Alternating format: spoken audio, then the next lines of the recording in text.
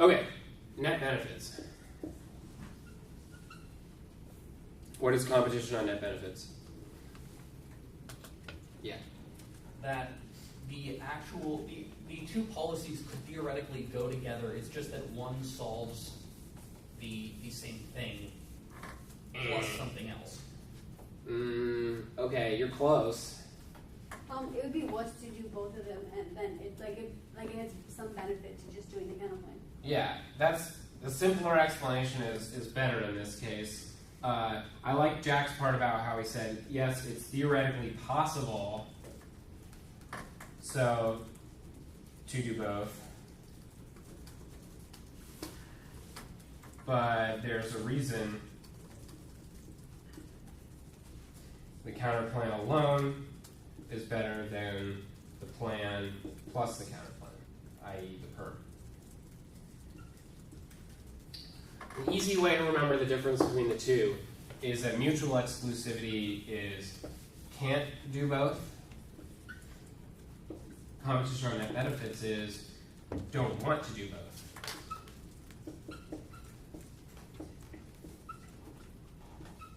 So sure, we could have adolescent autonomous decision-making about marijuana, and we could also legalize it for adults. But we wouldn't want to because there's some net benefit, there's a disad. That makes the counterplan alone a much better option. For some reason, people in LD are kind of afraid of making net benefits arguments rather than mutual exclusivity. They think that this is a weird form of competition that requires them to win the disad, and so it's not as good as having mutual exclusivity, but there aren't that many counterplans that are really mutually exclusive. In policy debate, we don't see mutual exclusivity very much at all. No one is arguing that doing the domestic policy on the state level and the federal level is impossible. They argue that it's a bad idea, or it would have some other additional disadvantages. This is really strategic to have to know and utilize competition on net benefits because it enables counterplans like the advantage counterplan that we talked about. You can read a counterplan that solves the AF, even if it is not something germane to the AF at all. It could be completely irrelevant to the topic, except that it solves the AF advantage. Yeah, no question. Okay.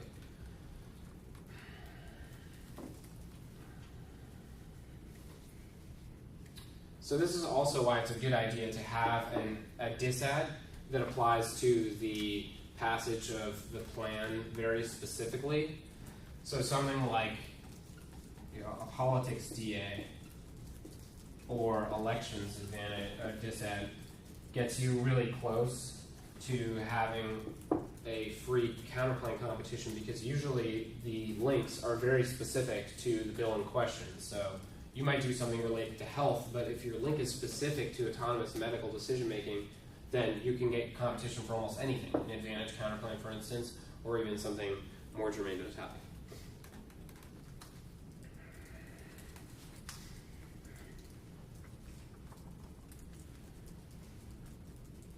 One strategy that we've seen a good bit of the last 2 seasons, I think, is counterplan that competes on net benefits where the net benefit is solvency terms.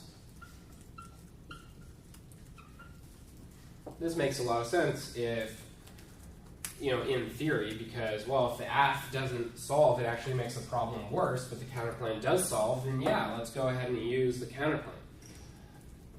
But it doesn't make a lot of sense from a strategic perspective, and I might have told some of you this before. Does anyone have an idea why? Yeah. Prevents you from using their solvency. Okay, it prevents you from reading counterplans that would kind of hijack AF solvency mechanism. What else? All you have to do is just beat the solvency terms. Well, one thing is, yeah, the easiest way to beat the counterplan to win a perm is just prove that the AF solves. That's getting closer to why I think it's unstrategic.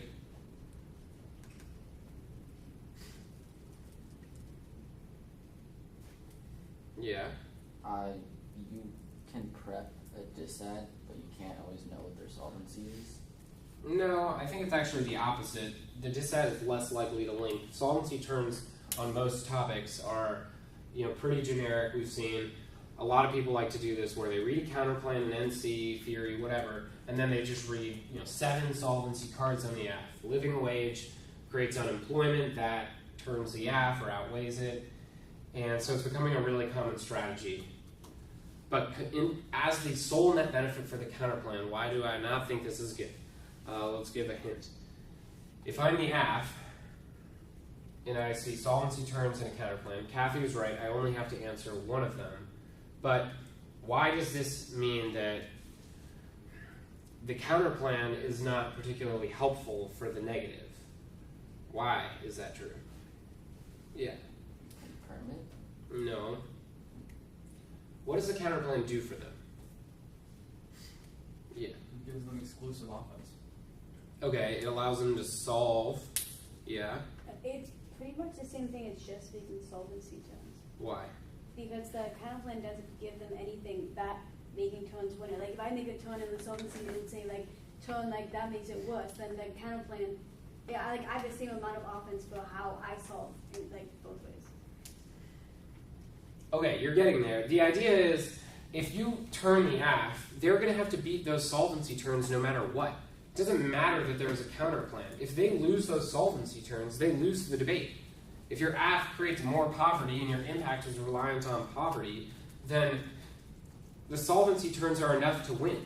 Why do you also need a counterplan? If you've proven the AF is bad, it doesn't solve, then solving for that impact doesn't do anything else. It just is icing on the cake, I guess. So I think it's a waste of time to even have a counterplan, and you should just go with your solvency terms if you don't have a true net benefit. Standing up and saying, oh, my net benefit is solvency turns, isn't interesting because the AF will just say, well, yeah, duh, I had to answer the solvency turns. So you're saying if I just do what I was going to do anyway, then I can perm the counterplan? Yeah, great. So they're going to answer the solvency turns, and then they're going to perm the counterplan, and there's nothing you can do about it. All that matters is the solvency turns. It always comes back to that. So getting additional ground doesn't help you a ton. It does matter if your solvency turns aren't really turns, and really they're just defensive. Then you'll need some other net benefit, but if you have defense, then you could have reasons why a counterplan avoids whatever the defensive reasons to reject the AF are, but then you would need some other net benefit, and you wouldn't truly just be doing the solvency turn strategy. So I don't like this strategy. There are a couple other fringe forms of competition that people, I don't know, my students make these arguments sometimes. You might see them, someone who's a little more well-versed in debate theory could read these, so I'll go over them really quickly. One of them is called resource competition. So what they'll say is, they'll say it's a type of mutual exclusivity because we use the exact same resources that we were going to use for the AF plan on the neg plan. So whatever the funding mechanism of the AF is, we just direct that to instead do the counter plan. This is kind of cheaty because, well, first of all, it gets really in-depth on a funding mechanism of the AF that the AF didn't talk about or didn't defend at all. But second, I don't think it's truly mutual exclusivity because usually if the actor is, for instance, the government, they can do other budgetary measures to make sure they have enough money, or they can go into debt, or so it's not really truly mutually exclusive. I think instead it's just a hidden net benefits argument that, yeah, if we used resources, if we used too many resources, like we used this amount of funding, $3 million for the AF, and then we used an additional $3 million for the counterplan, maybe it would be bad, but we would go into more debt, but still the perm is better, right? So it's kind of a hidden net benefits argument. We just don't have enough money. That's kind of the gist of the resource competition argument. Second fringe form of competition is competition on redundancy. This argument under a policymaking perspective says that the counterplan is so similar to the AF that no policymaker would pass both. So for something like a word counterplan, redundancy makes some amount of sense. They wouldn't pass a bill and then pass an identical bill except change some words. right? It wouldn't make sense. So you could say something like, maybe 50 states is getting close to this. Like the state governments wouldn't do something that the federal government has already said is okay. If the counterplan is close enough to the aft, policymakers wouldn't do it. So that's kind of a weird argument that is more like mutual exclusivity, but not quite there. And it relies on some robust assumptions about policymaking that you will have to justify. The best way to answer back competition on redundancy is to say, well, they're probably not exactly the same. There are some meaningful differences that could lead to passage of the two. Maybe if there's no way to determine between the two, then they could just do an amalgamation of the two. It's not bills happening in succession. It's not like they pass one and then they pass another. They would just combine the two into one bill, right? So they wouldn't be passing two at the same time. Another type of competition is fiated, and this is similar to resource competition, but basically you fiat the same kind of actors who are passing the AF use their time and resources in exactly the way that they would have done that on the AF, but instead on the counterplan. So it's competition based on the plan provisions. So when a lawmaker has to write the AF bill, instead they write the counterplan bill. So it gets at some very tiny measure of the AF mechanism through which it's fiated, and instead does the counterplan through those ways. Obviously cheating, pretty unreasonable, because then they can create competition that wouldn't exist in the real world. It's not like these senators have such a limited amount of time that they couldn't pass two bills. Like one additional bill doesn't create a big problem. But it's something that exists and is talked about. Last one is philosophical competition, and this we actually have seen a decent amount. It's kind of an argument that no policymaker would pass both because they're so philosophically distinct that they would face huge political backlash. They would never actually do both. So for instance, Obama being Democrat might agree with universal health care, but my counterplan is something that is so obviously favorable for Republicans that he would never sign it. And this has another kind of bizarre understanding of fiat, because it says, we should care about what the current legislators care about. So this is also seen as illegitimate, and some theorists have responded to it because they think that either the conflict can be resolved, like the policymaker could justify doing both, or it's just not a true conflict in the first place. And that is also a hidden net benefits argument, much like resources. So yeah, there might be backlash from Obama doing both, but ultimately he could, in fact, do both, and it would be better to do both, for instance, if it solves some disad that leads to extinction. Who cares about your philosophy, right?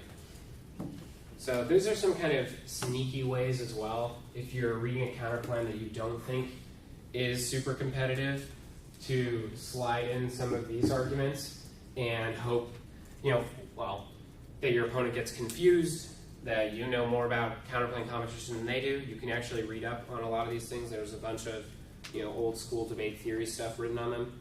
And then the only disadvantage really is if your opponent is a prolific theory debater and can really understand this argument, see what it would justify. And so I think redundancy, probably fine. Philosophical, yeah, probably fine. Resource, okay, as long as you don't go so far to make it kind of like fiat competition where you say you can't, we literally don't have the resources. It's impossible to do both. I think that is a little on the sketchier side. Fiat, clearly the worst. The other ones are, okay. They might be bad, but not so bad that you should lose the debate for them. So I would make these kinds of competition arguments, and I would say, drop the argument if anyone read theory. I have other types of competition. So knowing these types of competition will also help you debate permutations, which is the next section. Do y'all have any questions about types of competition before we move on?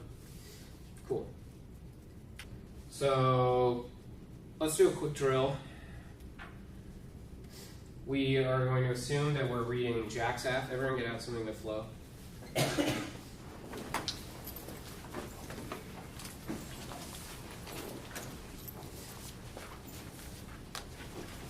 JAX-AF, for those of you who haven't seen it, says cartel violence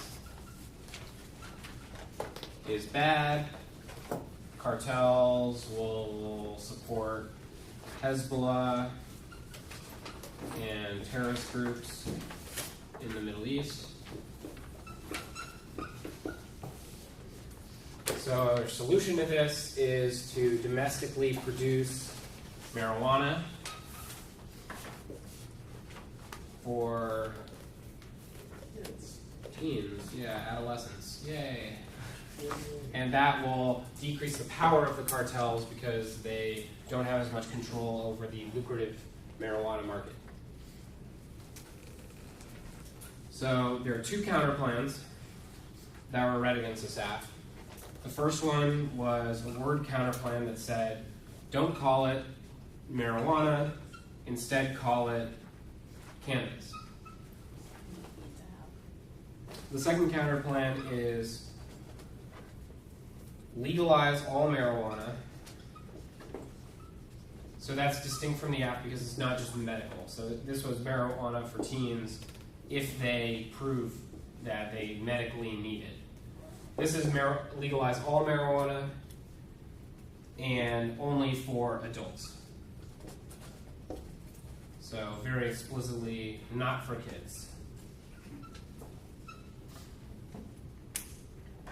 So the first part of this drill is coming up with competition arguments for both parts, both counterplans, and then delivering those. And then we'll move into the perm drill. So come up with as many arguments as you can based on all of the normal and weird competition arguments for the counterplans. And so if something like net benefits, you need to state what is that disad that prevents us from wanting to do both. So I'll give you 2.5.